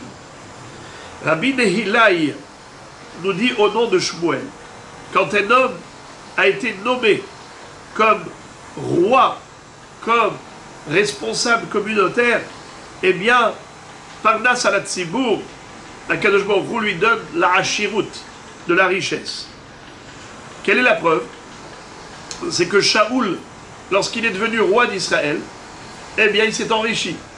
Preuve. Ktiv haifkedem bebezek. Ulbasov, Ktiv haifkedem batelaïm. Au début, il les a comptés avec des débris d'argile. Et après, il les a comptés avec des agneaux. Ça veut dire qu'il avait tellement de troupeaux d'agneaux, de quoi donner à tous les soldats. Pour que eux mettent dans l'enclos, pour qu'on puisse les compter. Ça veut dire que l'homme qui est nommé responsable du Tzibour, Parnas à la Tzibour, alors il s'enrichit. Pourquoi? J'ai vu une explication qui dit que, pour pas qu'on dise qu'il s'est enrichi du Tzibour, que Chasé Shalom, il aurait touché à l'argent du Tzibour. Alors qu'est-ce que fait Akashbaruch Hu? Dès qu'il a été nommé, ça y est, il est déjà riche. Comme ça, après, on ne peut rien dire de lui. On peut rajouter, c'est que, pour ne pas qu'il soit soudoyé par l'argent du Tzibour, voilà, pour qu'il soit neutre et juste, loyal, eh bien, Akashbaruch Hu lui donne les moyens pour ne pas avoir besoin et de ne pas pencher vers l'un ou vers l'autre en fonction des intérêts. La Gemara dit, Vedilma Midinu, qui te dit que les Télaïm ont été apportés par eux, par les soldats, ils ont apporté des Télaïm. Peut-être que, pardon, excusez-moi, qui te dit que ces Télaïm appartenaient à Shaoul? Peut-être qu'ils appartenaient aux soldats. Quelle est la preuve qu'il s'est enrichi? Tu me dis, tu vois, il s'est enrichi. Avant, il les a comptés avec des débris, et maintenant, il les a comptés avec des agneaux. Sous-entendu qu'il est devenu très riche. De quoi donner des agneaux à tout le monde, pour les compter. Mais peut-être que c'était leur agneau à eux, et pas à lui. La Gemara dit, Imken Maï Revuta de Milta. Si c'était en effet le cas, alors, quel est le chidouche? Pourquoi est-ce que on avait besoin de dire il les a comptés avec des agneaux? Qu'est-ce qu'on a besoin de nous le dire? Avec quoi il les a comptés? Bazem Chané. Si tu le dis, c'est pour nous enseigner qu'il s'est enrichi. Puisqu'on a parlé de Shaoul, qui avait dénombré les bénis Israël la première fois avec des débris d'argile et la deuxième fois avec des agneaux, j'ouvre une parenthèse. À un moment donné, on a réfuté en disant que Bézek, ce n'est pas forcément des débris d'argile, ça peut être un endroit, le nom d'un lieu géographique. Mais à Kol Panim, on a parlé de Shaoul. Et Shaoul, lui, il a malheureusement pas fait long feu. Il n'a régné sur Israël que pendant 2 ans. Il a été ensuite disqualifié, destitué de son trône, puisqu'il est mort en guerre. Et malheureusement, il a failli à sa mission. Dès la première mission qui lui a été accordée, Shaoul a déçu Hachem. Il n'a pas fait ce que Akashbaruch Hu lui a demandé par le biais de Shmuel, Lech ve'aharamta et Amalek ve'et Amo lefi Harev. Ta première mission, c'est d'aller livrer guerre à Amalek et de les exterminer. C'est pas ce qu'il a fait. Il a laissé vivants les troupeaux.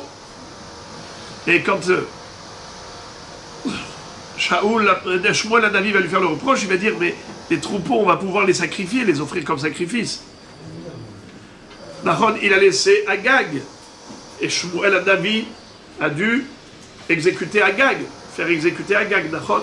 Bon, regardez Rabotai, la Gemara nous fait part des raisonnements logiques que Shaoul a émis au moment où il avait la mitzvah d'anéantir Amalek avec tout ce qu'il possède. Timhe et zecher Amalek. Ne laisse aucune trace de Amalek. Même un animal, même un objet de Amalek, on va dire, ça appartenait à Amalek. Donc voilà, on se rappelle de Amalek. Timhe et zecher Amalek. Lui, il les a laissés vivants, ces troupeaux d'animaux, parce qu'il va faire un raisonnement logique, un raisonnement d'a fortiori. Aïe, aïe, aïe, aïe, aïe, aïe, aïe. Si déjà, pour un homme juif qu'on a trouvé assassiné, alors on doit apporter la Egla Aroufa, la jeune génisse, que les ékénim de la ville la plus proche du cadavre de l'homme assassiné devaient apporter la jeune génisse. Nahal. C'est quoi Nahal? Il y a 2 explications. Soit c'est Nahal Etan, un fleuve impétueux avec un torrent d'eau qui est puissant, comme l'explique Ramba. Soit Nahal Etan, c'est Karkar Kasha, c'est-à-dire un champ qui est rigide, qui est dur, qui n'a pas été travaillé, pour dire le pauvre monsieur qui a été tué, on ne l'a pas laissé travailler, produire, comme ce terrain est vierge qui n'a pas produit, comme cette jeune génisse qui n'a pas produit, et qui a été déjà la nuque rompue, on lui a rompu le fil de la vie. D'accord ? Toute la procédure. Après, il devait se laver les mains et prier, Kaper le Rabecha Israël Hachapadita, et ainsi de suite. Shaoul Amelech va dire, tout ce protocole, tout ce procédé qui s'appelle Regla Arufa, c'est par rapport à une personne qui a été tuée. Et là, maintenant, je vais aller anéantir tout un peuple. Les adultes, mais pourquoi les enfants? Si les hommes, pourquoi les troupeaux d'animaux, les pauvres innocents? Et là, il y a une voix céleste qui va retentir en disant Al tehi tzadik harbe. Ne sois pas trop tzadik, ne te crois pas plus miséricordieux que Akadosh Baruch Hu.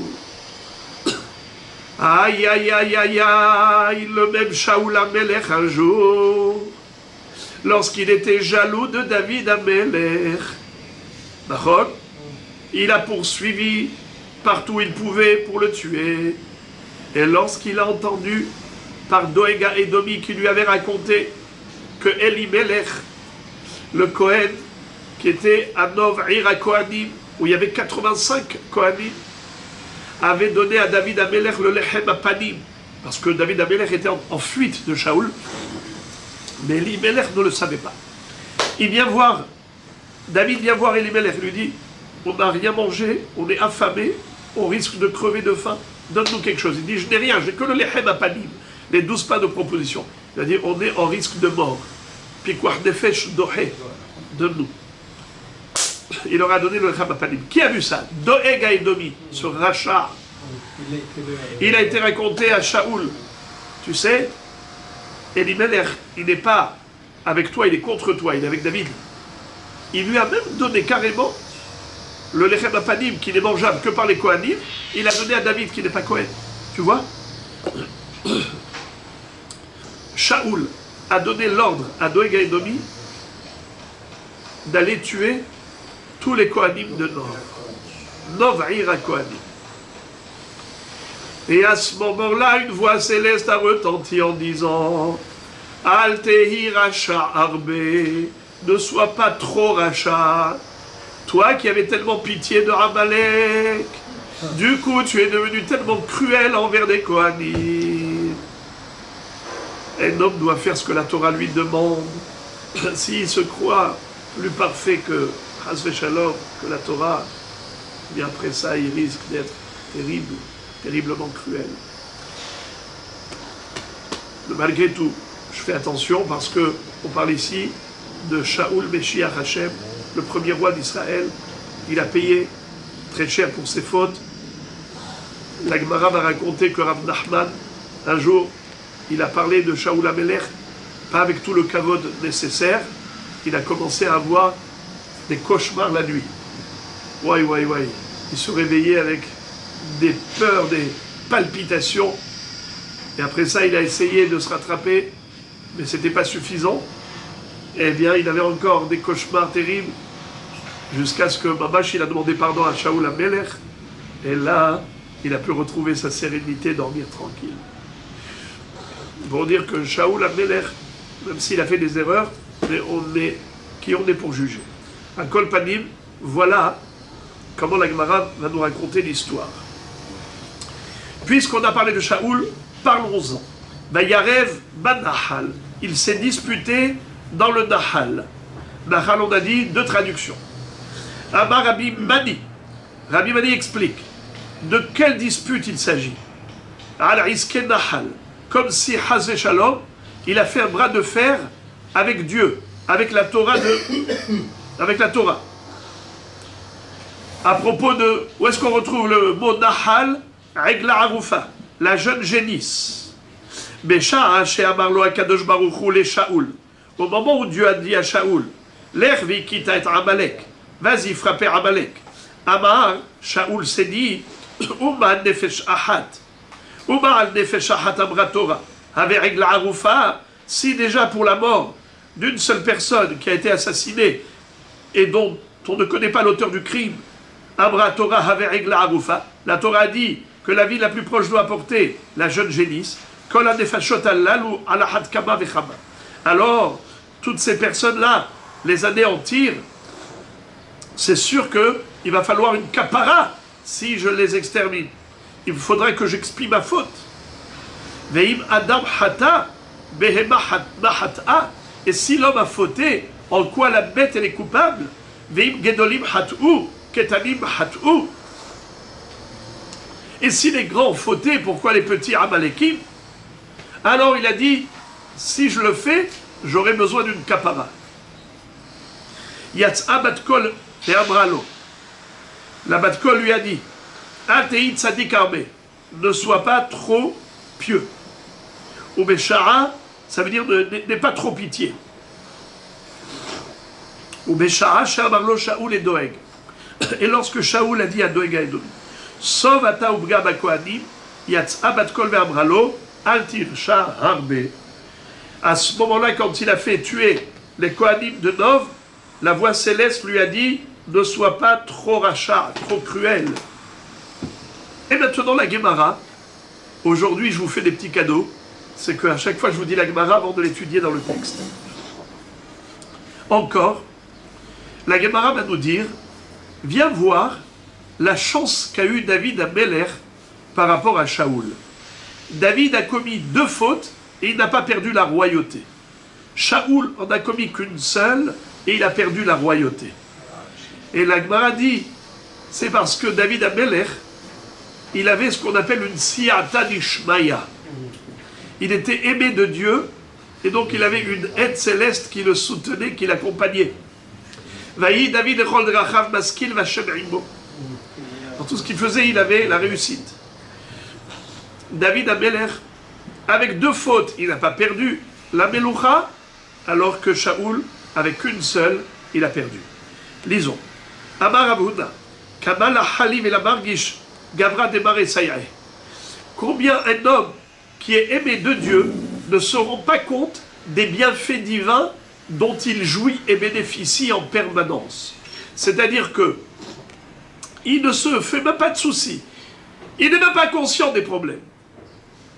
La Hali, il n'est pas malade. L'Omargish, il ne ressent rien. Regardez s'il vous plaît, Rashi. De qui on parle? De David Améler. Dans les premières des petites lignes. La Halim et la Margish, Gavra Demare Sayae. Kama Samouch ou Batouach. Ve'eno tzarich la halot. Ve'lid'og mikol ra'a. Mishe Akadosh Baruchu Be'ezro. Celui que Akadosh Baruchu lui vient en aide n'a pas besoin de se prendre la tête et de s'angoisser. Shari Matsinu Be'Shaoul. Shenirshal Be'ahad Ve'altalo Le'ra'a Le'konsomita Le'vatem Malchuto. Shaoul Amelech n'a commis qu'une seule faute, eh bien ça lui a porté malheur. À cause de cela, il est mort en guerre, et à cause de cela, il a perdu le royaume.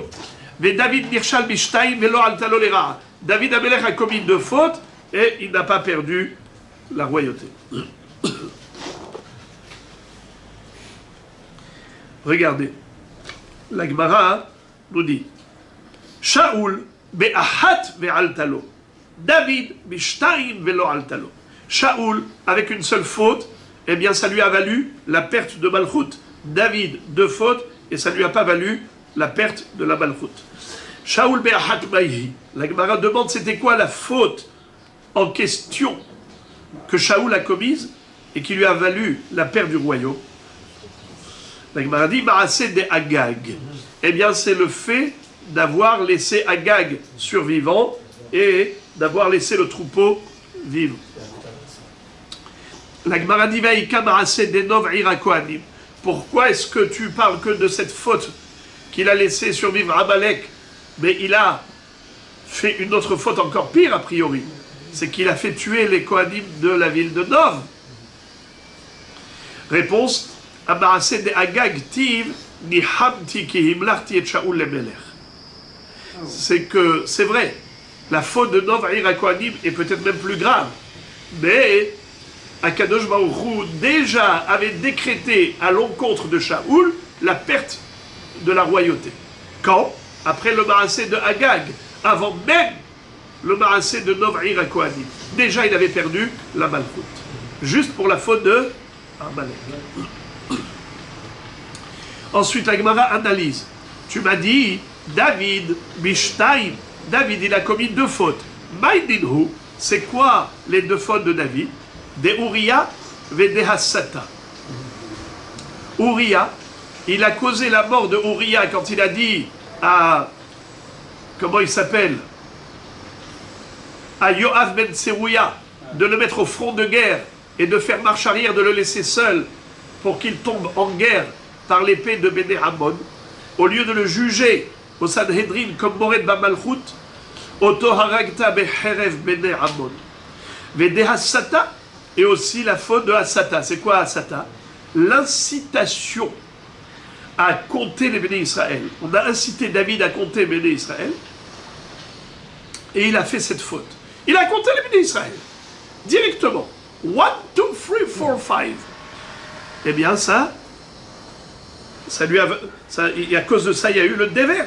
Il y a eu 70 000 morts d'Israël à cause de cette épidémie. David Amelech, il avait demandé à Yoav de compter les Béné Israël, et Yoav a essayé de le dissuader, mais le roi, il a eu comme ça, il a insisté.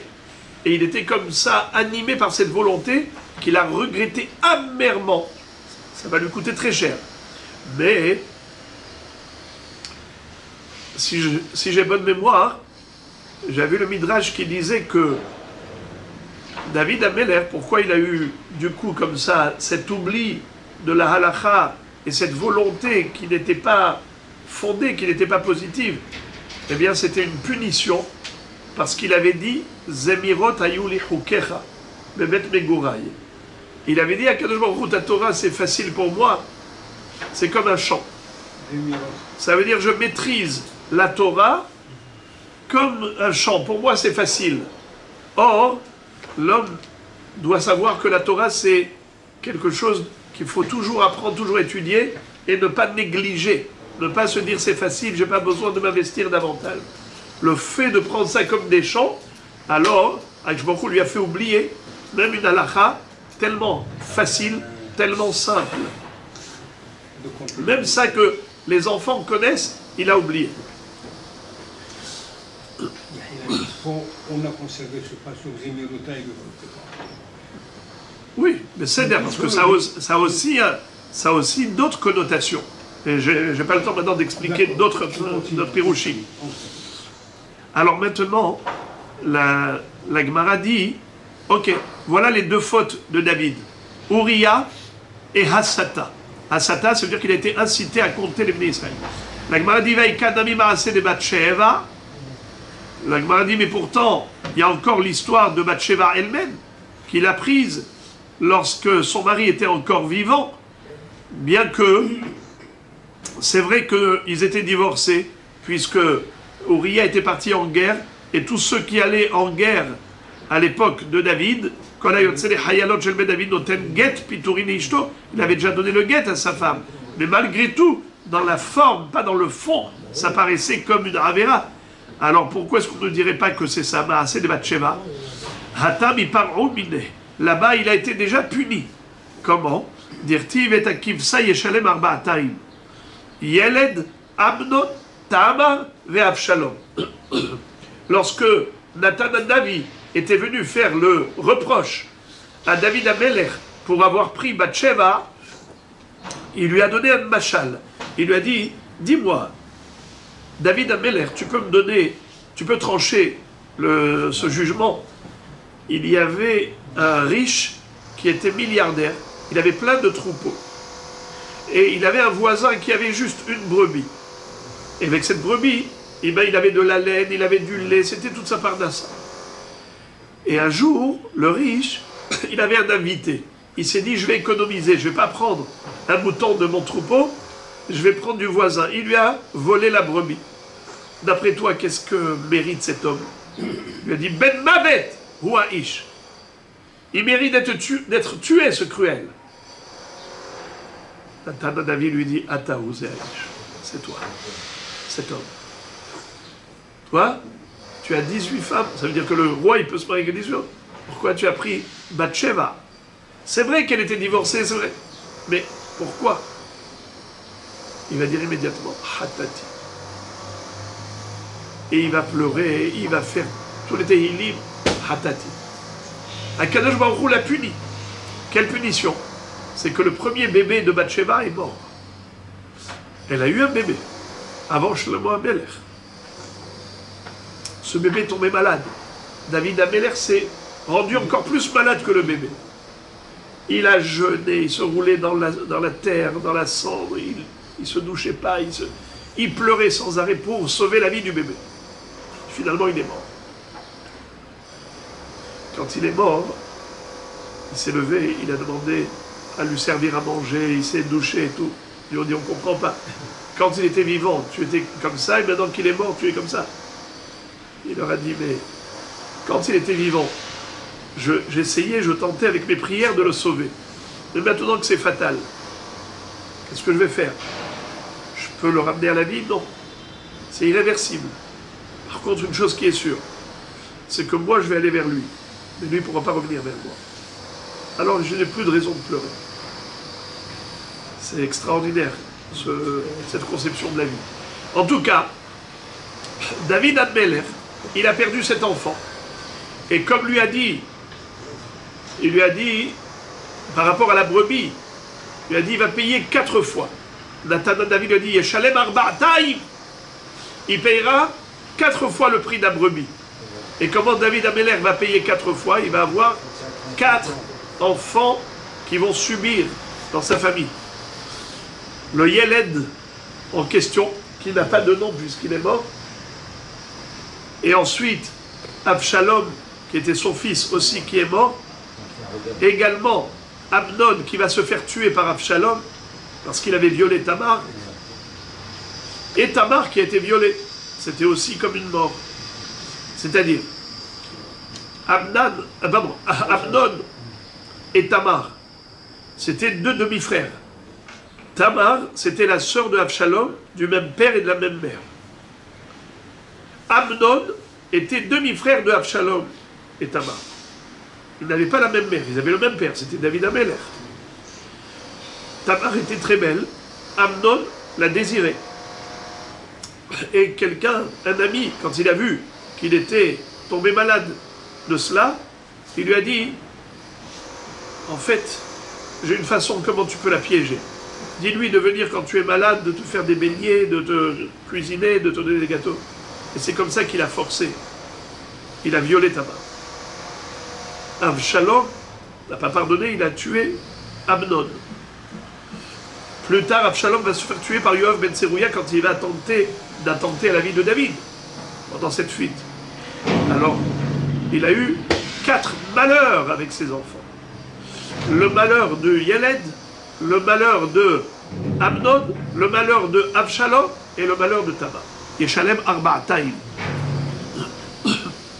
Alors la Gemara dit, Ve'aïka, Nami Marasé de Bathsheba, pourquoi tu dis qu'il n'y avait que 2 fautes, de Uriah et de Asata? Mais il y a aussi le Marasé de Bathsheba, qu'il a pris Bathsheba. Hatam, Ifre'u Miné. Alors pour l'histoire de Bathsheba, eh bien, il a payé de la mort de ces 4. Dirtiv et Akivsa Yeshalem arba'ataim. Il va payer comment on appelle ça, la brebis qu'il a volée 4 fois. Yeled, Amnon, Tamar, Ve'avshalom. Donc puisqu'il a déjà payé, alors on ne peut pas dire qu'il n'avait que 2 fautes. Il a payé pour la 3e faute. La Gemara dit Atamnami, Ipreromine. Là-bas aussi pour le compte et le dénombrement des bénis Israël. Aussi il a déjà payé. Dirti vaïten Hashem dever be Israël me abboker be'adet moed.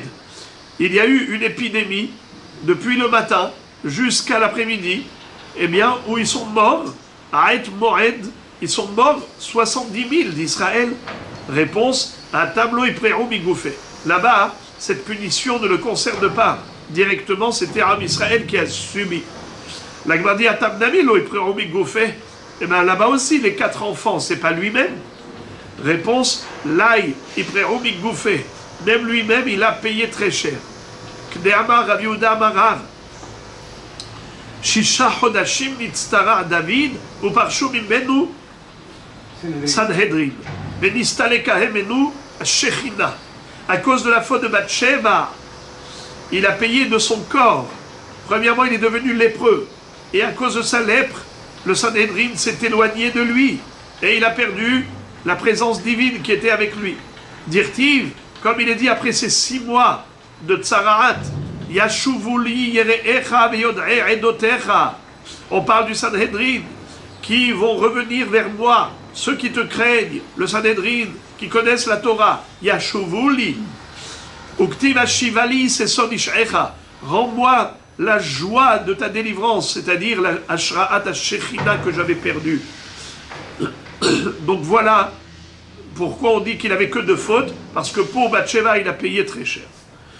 La Gemara dit, Amarav David, Kibel David Lashon Hara. Pourquoi tu dis qu'il n'y a que 2 fautes, mais aussi il y a la faute du Lashon Hara? Vous connaissez l'histoire du Lashon Hara? Lorsqu'il fuyait Avshalom, Mephibosheth n'a pas été avec lui. Mephibosheth était estropié.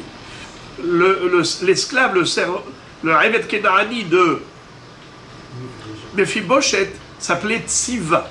C'était un serviteur infidèle qui a trahi son maître Mephibosheth. Il a été raconté à David que Mephibosheth, il est avec Avshalom. Et il se dit, Mephibosheth, maintenant que David va se faire tuer, maintenant peut-être que moi je vais récupérer le trône d'Israël. Parce que Mephibosheth, c'était le fils de Shaoul Amelech. Shaoul est décédé, alors David Amelech a pris le trône. Mais peut-être maintenant que Avshalom va tuer David, peut-être que le peuple va m'élire à moi, Mephibosheth, fils de Shaoul. Il a dit que du mensonge. Il a raconté ça à David. Et David y a cru. Il lui a dit, eh bien je te libère et tous les biens de ton maître, je te les donne.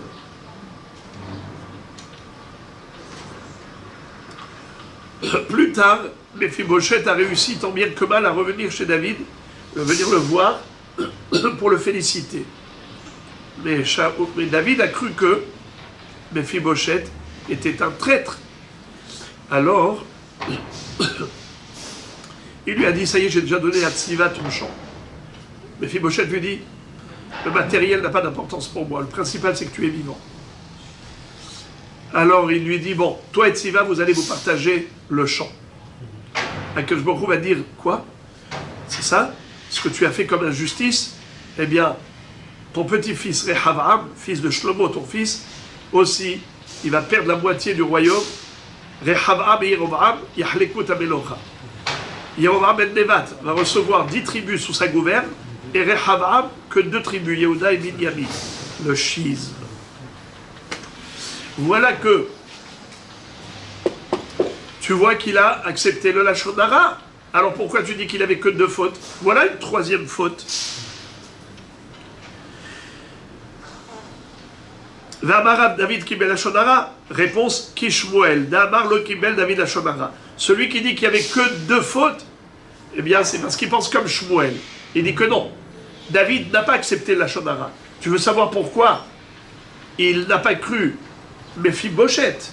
Et il a donné à Tziva la moitié. C'est parce qu'il avait vu que Mephibosheth était en deuil. C'est-à-dire en deuil. Il ne s'était pas coupé les cheveux. Il s'est délaissé. Il paraissait négligé.